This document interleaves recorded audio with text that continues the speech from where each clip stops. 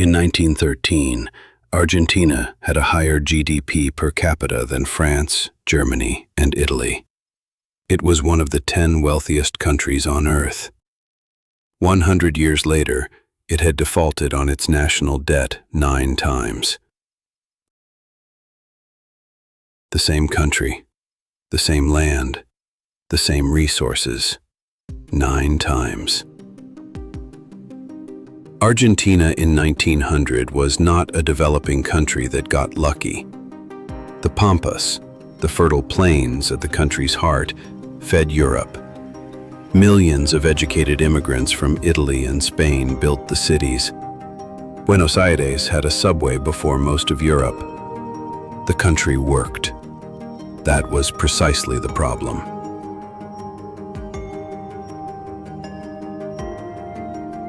When something works that well, nobody asks why. Nobody examines the foundations. The wealth was real, but it rested on a structure that one bad decade could crack.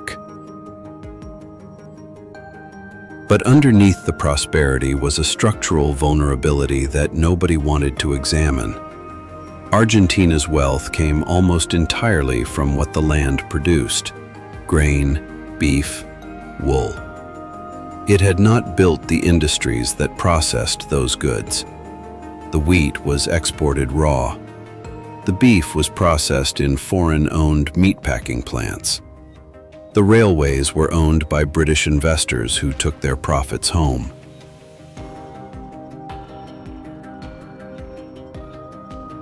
Argentina was wealthy, but it had built a mansion on someone else's land, with someone else's money, and someone else's tools. The rent was affordable as long as global commodity prices stayed high. In 1929, they didn't. Juan Domingo Perón came to power in 1946 through a democratic election with genuine popular support. He was not a cartoon villain. He represented workers, unions, and the poor who had been excluded from Argentina's prosperity. His program, higher wages, social benefits, nationalization of industry, was not irrational. It was expensive.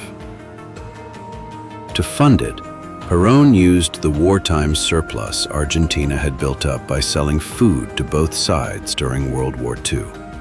He nationalized the foreign-owned railways, increased spending across the board, and when the reserves ran out, he printed money. Each step felt like a solution. Each step made the next one necessary. By the early 1950s, Argentina's foreign currency reserves were gone. The wartime surplus had been spent on nationalization. Inflation was rising.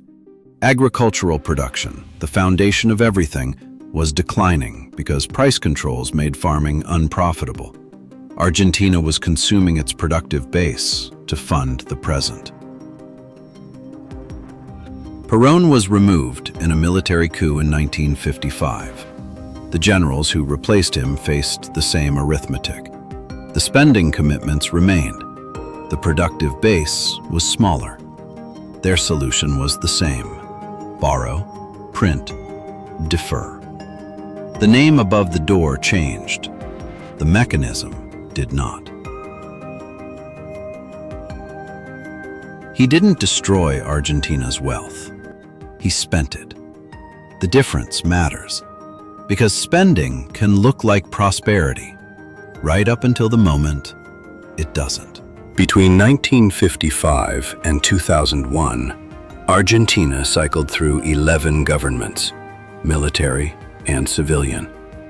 Each inherited the debt of the last. Each borrowed more. By 1989, inflation reached 3,000%, the kind of number where a loaf of bread costs more by afternoon than it did in the morning. One president pegged the peso to the dollar. It worked for a decade. Then it didn't. In December 2001, Argentina declared the largest sovereign debt default in history, $132 billion. The peso-dollar peg collapsed. Within days, the peso lost 2/3 of its value. Middle-class Argentines who had saved in dollars found their bank accounts frozen, then converted to pesos at an unfavorable rate. Their life savings reduced overnight. In 2 weeks, Argentina had 5 presidents. Supermarkets were looted. People banged pots outside the presidential palace. The economy contracted by 11% in a single year. And then, Argentina recovered. Not because it solved the problem, but because it was still rich enough in land and resources to absorb even this. Argentina defaulted again in 2014, again in 2020. As of 2024, it has defaulted 9 times, more than any other country in history. Each time, the pattern was the same: borrow beyond capacity, inflate the currency to reduce the real burden, default when the inflation itself becomes unsustainable, restructure, recover, and begin again. The country that emerged from each crisis was poorer than the one that entered it. But the Pampas still produced. Argentina could always generate enough wealth to survive, and just enough to start the next cycle. Most countries that fail because they run out of something: resources, territory, population, capital. Argentina never ran out of anything except the willingness to make decisions whose costs arrived before the next election. Its wealth was not a solution. It was an anesthetic. It allowed the pain of bad decisions to be deferred long enough that no one generation ever had to face the full bill. The mechanism is invisible from the inside. Every default feels like an exception. Every recovery feels like a solution. It is only from the outside, looking at 9 repetitions across a century, that the pattern becomes unmistakable.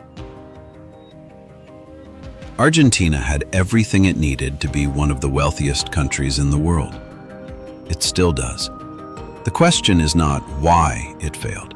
The question is, what does it look like when a country is rich enough to choose not to change? And how would you recognize that choice if you were living inside it?